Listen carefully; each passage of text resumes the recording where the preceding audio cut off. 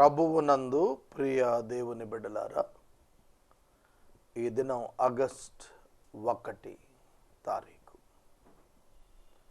ఈ మాసం 30 డేస్, 30 దినాలు. 30 దినాలు ఎపిసోడ్ సహకారులు కావాలి. ఈ దినం లేరు. గత మాసం చాలా తక్కువ దినాలు ఎపిసోడ్ సహకారులు వచ్చారు. పరిచర్య సరళముగా కొనసాగునట్లు సహకారుల కొరకు ప్రార్థన చేయాలి. మొదటి మనవి. రెండవది, ప్రజలు రక్షించబడాలి. క్రైస్తవులు ఆధ్యాత్మిక స్వాతంత్ర్యాన్ని అనుభవించాలి. ఆత్మయందు వర్ధిల్లి వృద్ధి చెంది క్రీస్తు సారూప్యానికి రూపాంతరం చెందాలి.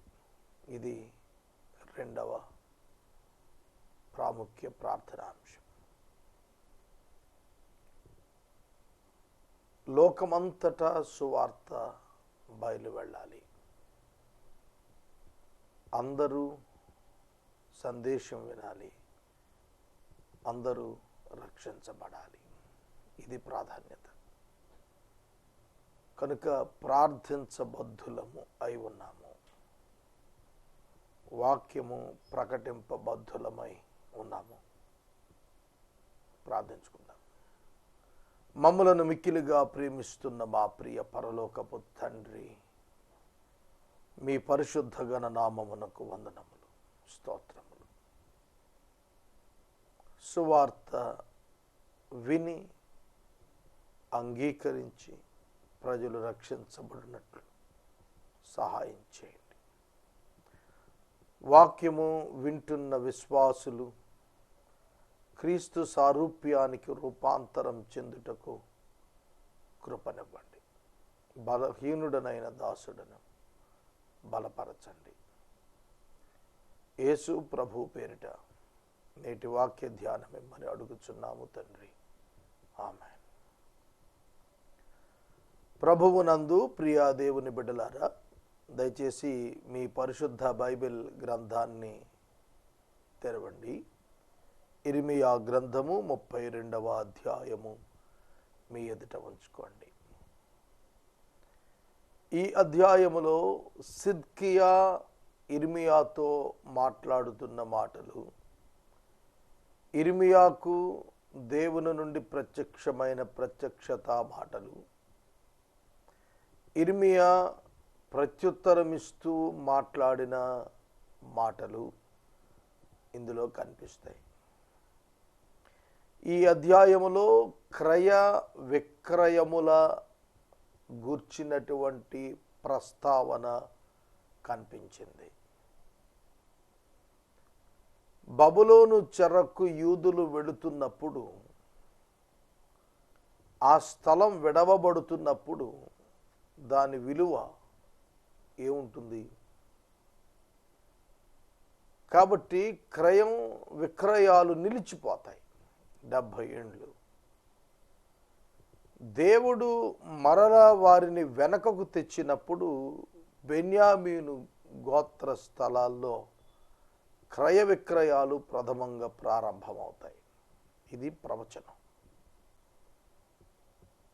ఈ విషయం మీద ఆర్గ్యుమెంట్ నడుస్తుంది రాజుకు, సిద్కియా రాజుకు, ఇర్మియాకు. సాధారణంగా public view or point, people point, public point ఏ విధంగా ఉంటుందంటే, దేవుడు మేళ్లను ఇచ్చేస్తాడు, ప్రవక్తలు మేళ్లను తెచ్చేస్తారు. కానీ ఇర్మియా గ్రంథంలో దేవుడు శిక్షను గురించి మాట్లాడుతున్నాడు. ఇర్మియా చెరను గురించి ప్రకటిస్తున్నాడు. People are not able to digest this truth. ఈ సత్యాన్ని గ్రహించుటకు ప్రజలకు కష్టంగా ఉంది, జీర్ణించుకోలేకపోతున్నారు. యూదులకు ఒక అతిశయం ఉంది, మేము దేవుని పిల్లలము, మేము అబ్రహాము సంతతి, మాకు ప్రవక్తలు ఉన్నారు, మాకు ధర్మశాస్త్రం ఉంది, మాకు దేవాలయం ఉన్నది, మా ప్రార్థనకు దేవుడు జవాబిస్తాడు, దేవుడు మా మధ్య నివసిస్తున్నాడు. So that we are so much privileged and unique. మేము గొప్పవాళ్ళం, మా దేవుడు మాకున్నాడనే భావన ఉండేది. అలా ఉన్నందుకు మరి వాళ్ళు ఎలా ఉండాలి? దేవుని చిత్తము ప్రకారం ప్రవర్తించు నీతిమంతులై ఉండాలి. దేవుడు వారిని ఎన్నిక చేసుకున్నదే లోకానికి ఒక సందేశం పంపటానికి. మానవుడు పాపము చేయకుండా ఉండగలుగుతాడు, ఉండవచ్చును అనేటువంటి ఒక భావన యూదుల ద్వారా వాక్యాన్ని నెరవేర్చుచున్నటువంటి విధానం ద్వారా లోకానికి చాటడానికి ధర్మశాస్త్రం ఉంది. అదే ధర్మశాస్త్రం మీరుట చేత వారు పాపులై సాధారణ మానవుల వలె ప్రవర్తిస్తున్నారు. Religious sinners and non religious sinners అనేది ఇక్కడే. మతపరంగా యూదులు చాలా మత ప్రవిష్టులుగా కనిపిస్తున్నారు. అందుకే పైకి దేవుడా దేవుడా అంటారు, అంతరంగాల్లో దేవుడు లేడు. ఇక నాన్ రిలీజియస్ సిన్నర్స్, అన్య జనాంగం, పైకి దేవుడా అనరు, లోపట దేవుడు లేడు, అంతా పాపమే. కనుక భక్తి ముసుగులో పాపం, రిలీజియస్ పీపుల్ ఇన్వర్డ్ అపీరెన్స్. కనుక దాన్నే దేవుడు ఖండిస్తూ వచ్చాడు. ఇర్మియా గ్రంథం అంతా కూడా అదే బోధ. కాబట్టి సిద్కియా రాజు ఇర్మియాతో మాట్లాడుతూ, నువ్వెందుకు వ్యతిరేకంగా మాట్లాడతావు? చూడండి, ఒక ప్రవక్త తనకే సందేశం వస్తే అది యథార్థంగా చెబుతాడు. దాన్ని పట్టుకొని నువ్వెందుకు మాకు వ్యతిరేకంగా మాట్లాడతావు అంటే ఏం చెప్పాలి? వాస్తవంగా ప్రవక్త కాదు వ్యతిరేకంగా మాట్లాడిస్తాను దేవుడు. దేవుడిని ప్రశ్నిస్తావా? నువ్వేంటి నాకు వ్యతిరేకంగా మాట్లాడుతున్నావని? దేవునికి మనం అనుకూలంగా జరగాల, మనకు దేవుడు అనుకూలంగా రావాలా? చెప్పండి. ఇప్పుడు చాలా సంఘాల్లో పాస్టర్ మాకు అనుకూలంగా బోధించాలనే సంఘ పెద్దలు విశ్వాసులు తయారవుతున్నారు. ఎవరికి బోధ నచ్చాలి? ఎవరి బాధ్యత బోధ? సేవకుని బాధ్యత బోధించుట, ఖండించుట, బుద్ధి చెప్పుట. పౌలు తిమోతికి చెప్పాడు, వీటి యందు నువ్వు ఏమాత్రం ఎడతెరిపి లేకుండా ఉండమన్నాడు. బోధించటంలో, గద్దించటంలో, బుద్ధి చెప్పటంలో, హెచ్చరించటంలో. అలా కాకుండా దీవెనల వర్షం కురిపించాడు అనుకోండి బోధకుడు, ఎంత ప్రియమో, సంఘస్థులకి ఎంత ఇష్టమో. కొన్ని పల్లెటూర్లలో నేను చూశాను, వారికి స్పిరిచువల్ లైఫ్ ఎక్స్పీరియన్స్ తెలియని వారికి అబద్ధాలు చెప్పి క్యాష్ చేసుకున్న వారిని చూశాను నేను. We can't help them. వారు దానికి అలవాటు పడిపోయారు. ఆనాటి యూదులు కూడా అట్లానే. కనుక ఇర్మియా మాటలు వ్యతిరేకం అనుకుంటున్నారు. తమ బాగు కొరకు ఇర్మియా ద్వారా దేవుడు మాట్లాడుతున్నాడనే భావన వాళ్ళలో కనపడలేదు. కాబట్టి మనం పాపాన్ని ఖండించేటువంటి బోధ ఉన్న చోటకు ఆరాధనకు వెళ్ళాలి, వాక్యం వెంటకి వెళ్ళాలి. పాపాన్ని ఖండించిన చోటకు అసలు వెళ్ళొద్దు. Any kind of miracle performers, మా దగ్గరికి రండి, పలానా మిరకల్ చేస్తాం, మా దగ్గరికి రండి. ఈ మధ్యన ఒక ఆయన ప్రకటిస్తున్నాడు, మా గుడికి వస్తే ధనవంతులు అయిపోతారని. ధనవంతులారా మీకు శ్రమ అని వాక్యం చెబుతుంటే మీరు మా చర్చికి వస్తే ధనవంతులు అయిపోతారన్నారు. ఎగబడి వెళ్తున్నారు. జాగ్రత్త సహోదరుడా, సహోదరి. ఇర్మియా గ్రంథం నన్ను ఆత్మ సంబంధంగా మేల్కొల్పిన గ్రంథంగా నేను భావిస్తున్నాను. డేంజర్ ఇన్ రిలీజియస్ యాక్టివిటీ, మతపరమైనటువంటి క్రియలలోకి తిరిగిపోతున్న క్రైస్తవ్యం యొక్క ప్రమాదం ఇర్మియా గ్రంథంలో నేను చూడగలిగాను. ఆత్మ సంబంధమైనటువంటి మనుషులముగా మనం మార్చబడాలి. యేసుక్రీస్తు ప్రభు మతాన్ని స్థాపించలేదు. యేసుక్రీస్తు ప్రభు మతాన్ని ప్రోత్సహించలేదు. యేసుక్రీస్తు ప్రభు మనిషిలో దైవత్వానికి కావలసినటువంటి వేదికను ఎస్టాబ్లిష్ చేయటానికి వచ్చాడు. Through evangelism, salvation, through faith, విశ్వాసము ద్వారా ఆపాదించబడేటువంటి రక్షణను ఆయన ఇవ్వటానికి వచ్చాడు. Not any kind of religious activity. అది మొట్టమొదటి తరములోని యూదులకు అర్థం కాలేదు. ఇప్పుడు అనేక క్రైస్తవులు మేము పుట్టు క్రైస్తవులు అంటారు. మేము ఫలానా మిషన్ వాళ్ళం, మాకు రక్షణ ఉందంటారు. But salvation is individual. రక్షణ వ్యక్తిగతం.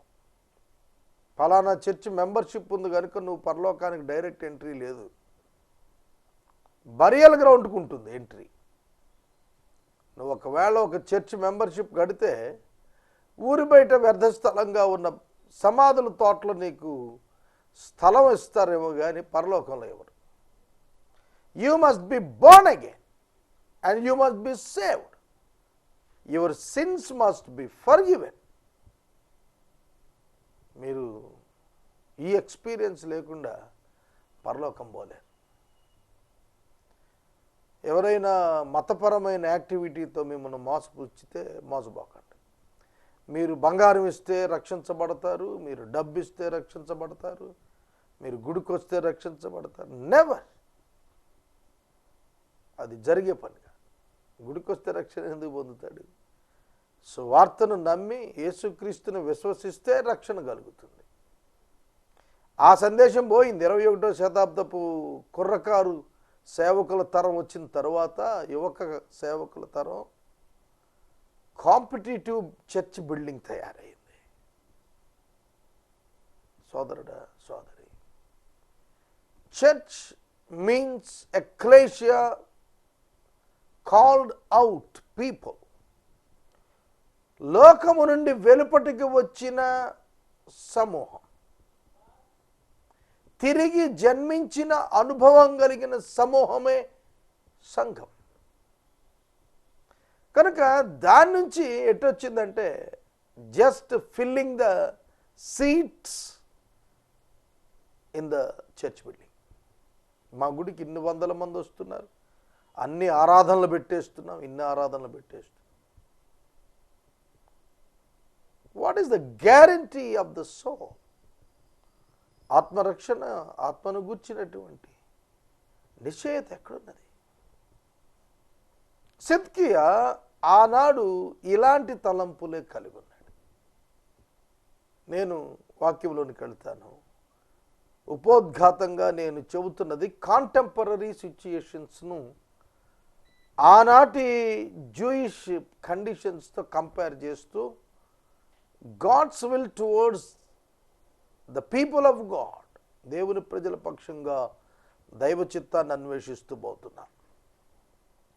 యూదారాజైన సిద్కియా ఏలుబడిలో 10వ సంవత్సరమున, అనగా నెబుకద్నెజరు ఏలుబడి 18వ సంవత్సరాన యెహోవా యొద్ద నుండి ఇర్మియాకు ప్రత్యక్షమైన వాక్కు.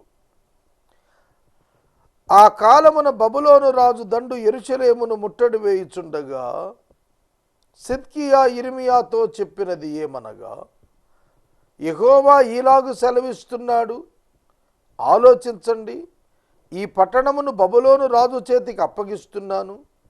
అతడు దాన్ని పట్టుకుంటాడు, యూదారాజైన సిద్కియా కల్దీయుల చేతిలో నుండి తప్పించుకొనక బబులోను రోజు చేతికి నిశ్చయముగా అప్పగించబడును. సిద్కియా అతనితో ముఖాముఖిగా మాట్లాడును, కనులారా అతనిని చూచును. అతడు సిద్కియాను బబులోనునకు కొనిపోవును, నేను అతని దర్శించు వరకు అక్కడనే ఉండును. ఇదే యెహోవా వాక్కు. మీరు కల్దీయులతో యుద్ధము చేసినను మీరు జయమునందరు అను మాటలు నీవేళ ప్రకటిస్తున్నావని ఇర్మియాతో చెప్పి అతన్ని చెరసాలలో వేయించి ఉండెను. కాగా ప్రవక్త అయిన ఇర్మియా యూదారాజు మందిరములో ఉన్న చెరసాల ప్రాకారములో ఉంచబడి ఉండెను. చూడండి, సిద్కియా యొక్క ఆర్గ్యుమెంట్ ఏమిటంటే, యుద్ధం చేస్తే జయించరనే మాట ఎందుకు వస్తుంది ఇర్మియా? ఒక రాజుగా is not able to digest the truth. ఓడిపోతావు, అదే డైజెస్ట్ అవ్వట్లేదు. నేటి క్రైస్తవులకు కూడా నీ మీదకి శిక్ష వస్తుంది, నువ్వు పాపములో ఉన్నావంటే డైజెస్ట్ అవ్వట్లేదు. ఎంతసేపు కూడా పరిచయుడు వలె చూసుకుంటున్నారు. నేను మందిరాలకు డబ్బు ఇస్తున్నాను, నేను సువార్త సభలు పెట్టిస్తున్నాను, నేను సువార్థికులను పోషిస్తున్నాను. ఈ మెరిట్స్ చూసుకుంటూ we will be rewarded by God అనుకుంటున్నారు తప్ప the condition, the sinful condition of the personal heart, పాప భరితమైన వ్యక్తిగత హృదయములో ఉన్న కండిషన్, స్థితిగతులను గురించి పరిశీలించడం లేదు. సిద్కియా అదే ప్రమాదంలో ఉన్నాడు. బబులోను రాజు వస్తాడు, బబులోను తీసుకుపోతాడు నిన్ను, ఇవే చెబుతున్నావు, నువ్వు జయం రాదని చెప్తావేంటి అని చెప్పి చెరసాల్లో వేయించాడు. ఈనాడే కాదు, ఏనాడు కూడా ఏ సేవకుడికి కూడా పాపాన్ని ఖండించినప్పుడు అప్రిసియేషన్ దొరకలేదు. Note this word. పాపాన్ని ఖండిస్తూ పోతే అప్రిసియేషన్ దొరకలేదు. ఓకే, మసిబూసి మారేడుకాయ చేస్తేనే అప్రిసియేషన్. కనుక మనుషుల పొగడ్తకు పడిపోకూడదు సేవకుడు. మనుషులు నిన్ను పొగిడితే శ్రమ అన్నాడు ప్రభు. There is fault in your ministry if someone is flattering. ఎవరో ఒకరు నిన్ను పొగుడుతుంటే అది నీకు శ్రమ. కనుక ఈ పొగడ్తలకు పడిపోయే సేవకత్వం శ్రమతో ముగుస్తుంది, అర్థం చేసుకోవాలి.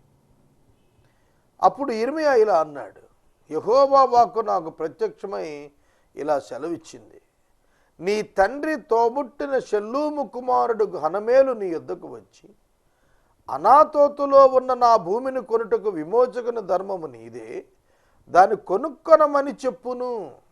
కావున నా తండ్రి తోడబుట్టిన వాని కుమారుడైన హనమేలు యెహోవా మాట చొప్పున చెరసాల ప్రాకారములో ఉన్న నా యొద్దకు వచ్చి, బెన్యామీను దేశమందరి అనాతోతులో ఉన్న నా భూమిని దయచేసి కొనుము, దానికి వారసుడవు నీవే, దాని విమోచనము నీ వలన జరగవలెను, దాన్ని కొనుక్కోమని నాతో అనగా అది యెహోవా వాక్కు అని నేను తెలుసుకుని, నా తండ్రి తోడబుట్టిన వాని కుమారుడైన హనమేలు పొలమును కొని 17 తులముల వెండి తూచి అతనికి ఇచ్చాను.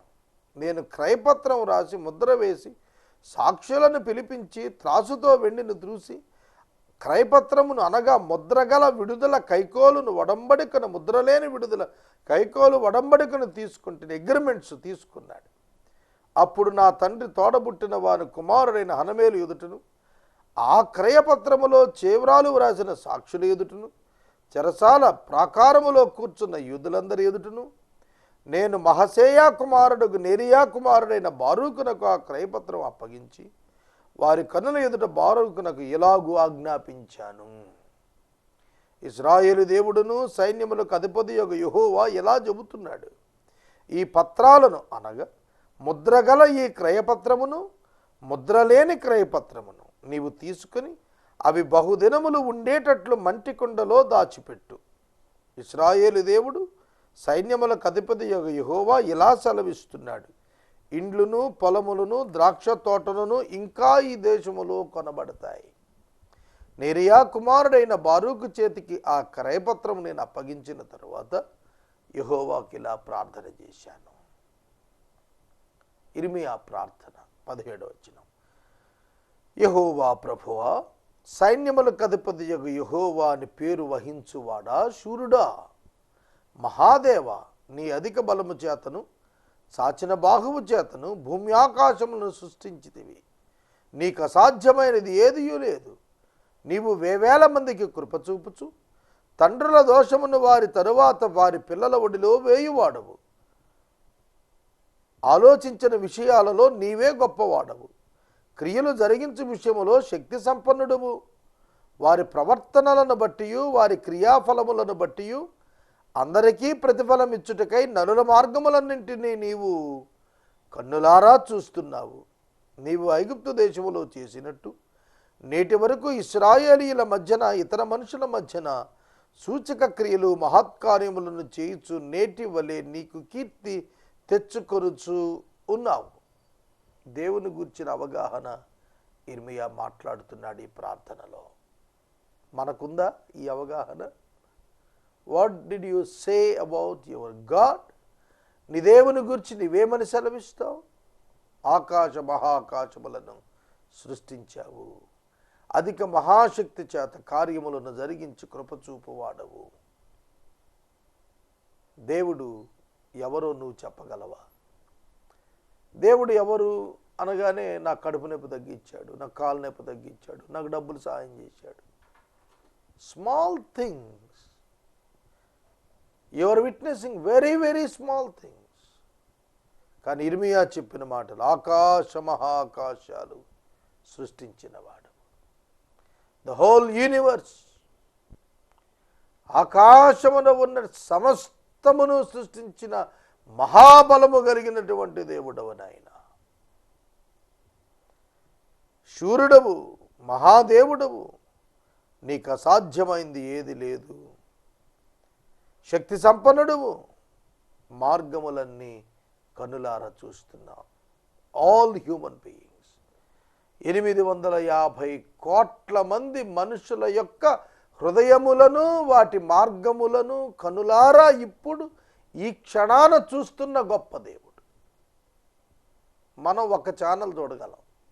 టీవీ పెడితే ఒక ఛానల్ షిఫ్ట్ చేస్తే తప్ప ఇంకో ఛానల్ చూడలేం. దేవుడు అట్లా కాదు. ఒకే సమయమున ఒకేసారి ఇందరి మానవుల హృదయాలను, వాటి మార్గాలను, వారి ఆలోచనలను, తలంపులను, మాటలను చూస్తున్నాడు, వింటున్నాడు. దేవుని గురించి ఎంత గొప్పగా మాట్లాడాడు. సూచక క్రియలను మహత్కార్యములను జరిగిస్తూ మహాబలము కలిగి చాపిన చేతులు గలవాడవై మహాభయం పుట్టించి ఐగుప్తు దేశము నుండి నీ ప్రజలను రప్పించి వారికి ఇస్తానన్న పితరులకు ఇస్తానని చెప్పిన పాలు తేనెలు ప్రవహించు దేశాన్ని వారికి ఇచ్చి వారు ప్రవేశించి దాన్ని స్వతంత్రించుకొని గాని నీ మాట వినకపోతిరి.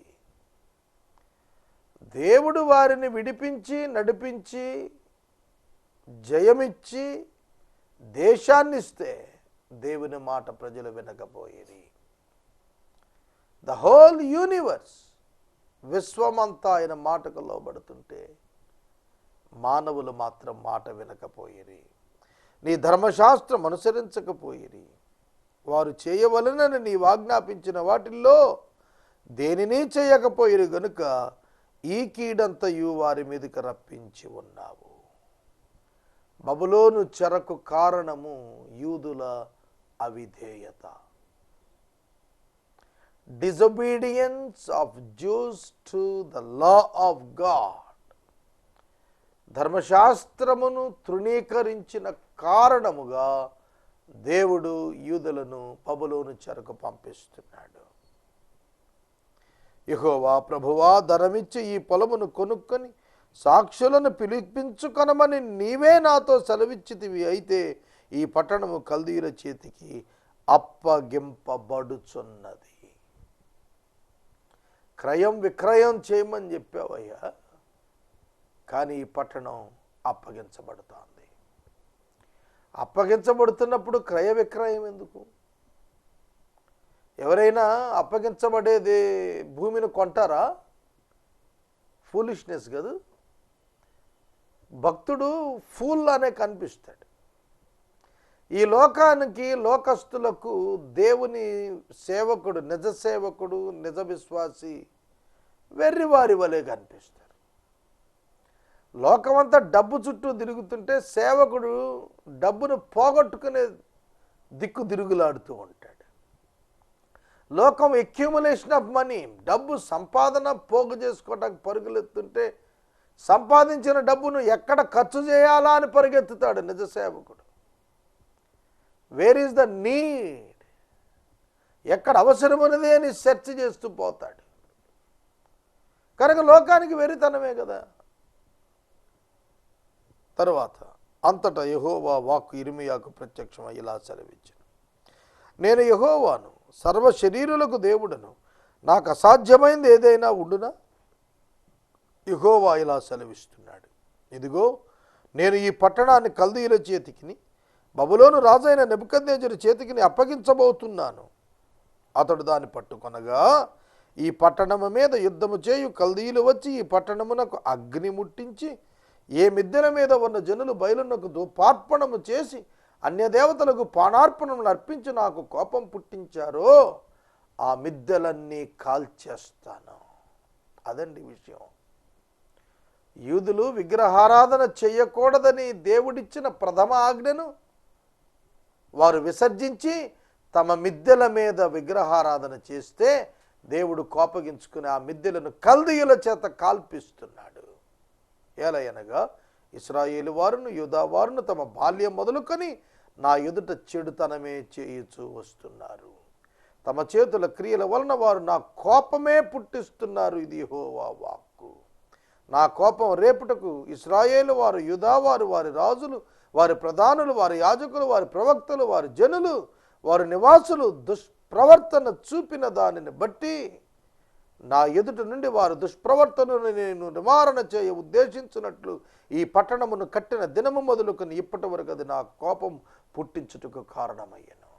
All the groups of the people, religious people, intellectuals, rulers అందరూ కూడా దేవునికి కోపం పుట్టించారు వారి ప్రవర్తన ద్వారా. నేను పెందలకడ లేచి బోధించాను, వారు వినకపోయారు. వారు నా తట్టు ముఖం తిప్పుకోక వీపు తిప్పారు. నా పేరు పెట్టబడిన మందిరం అపవిత్రపరచుటకు దానిలో హేయమైన వాటిని విగ్రహాలను పెట్టారు. వారు తమ కుమారులను కుమార్తెను ప్రతిష్ఠించాలని బెన్హిన్నోము లోయ బయలుకు బలిపీఠాలు కట్టారు. అలాగు చేయుటకు నేను వారికి ఆజ్ఞాపించలేదు. యూదావారు పాపములో పడి ఎవరైనా ఇట్టి హేయక్రియలు చేయుదురన్న మాట నాకెన్నడూ తోచలేదు. యూదావారు ఇంత ఘోరమైన పాపం చేస్తారనేది ఒక మనసుకు, దేవుడికి కూడా అందనటువంటి పాపం వాళ్ళు చేశారని even God cannot think that much wicket. జాగ్రత్తగా అర్థం చేసుకోండి. అంత ఘోరంగా ఉంటుంది పరిస్థితి అనేది ఆయన కూడా అర్థం చేసుకోలేదు.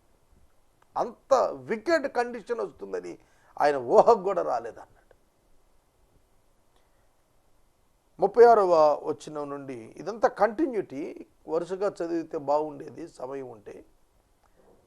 దేవుడు వారి పాపాన్ని బట్టి వారిని అప్పగిస్తున్నానని చెబుతున్నాడు.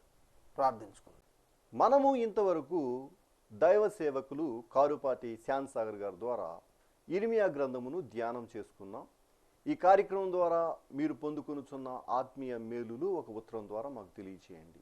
మీ ప్రార్థనా మనవులు మాకు తెలియచేస్తే ఏసే పరిష్కారం కార్యాలయంలో ఏర్పాటు చేసిన ప్రత్యేక ప్రార్థనా శిబిరంలో మీ కొరకు ప్రార్థిస్తాం. మీ కుటుంబ పక్షముగా ఒక ఎపిసోడ్ ప్రసారం చేయాలనుకునేవారు మాకు తెలియచేస్తే మా సిబ్బంది మీ గృహాలను దర్శిస్తారు. ముగింపు ప్రార్థన ఆశీర్వాదాలతో ఈ కార్యక్రమాన్ని ముగించుకుందాం. ప్రార్థన చేద్దాం. మమ్మల్ని మిక్కిలుగా ప్రేమిస్తున్న మా తండ్రి, వందనాలు. నేటి క్రైస్తవ్యం ఆనాటి యోధా జాతి యొక్క ప్రవర్తన మతపరంగా ఒకే రకంగా ఉండగా, లోకము మిమ్మల్ని విసర్జించిన స్థితిలో ఉండగా, ఇర్మియా ప్రకటించినట్లుగా నమ్మినవాడు రక్షించబడతాడు, నమ్మని వానికి శిక్ష. బబులోనికి వెళితే రక్షణ, బబులోనికి వెళ్ళని వారికి శిక్ష. ప్రకటించబడిన దానిని ఆనాడ ప్రజలు అంగీకరించక నశించారు. అలా కాక ఈ దినాన క్రీస్తు నందు మీరు ఇచ్చిన అవకాశమును సద్వినియోగం చేసుకుని రక్షించబడుటకు కృప చూపమని యేసునామమును అడుగుచున్నాము తండ్రి. ఆమేన్. తండ్రి అయిన దేవుని ప్రేమ, కుమారుని యేసయ్య కృప, పరిశుద్ధాత్మని యొక్క అన్యోన్య సహవాసం సదాకాలం మనకెల్లరికను తోడై ఉండును గాక. ఆమేన్.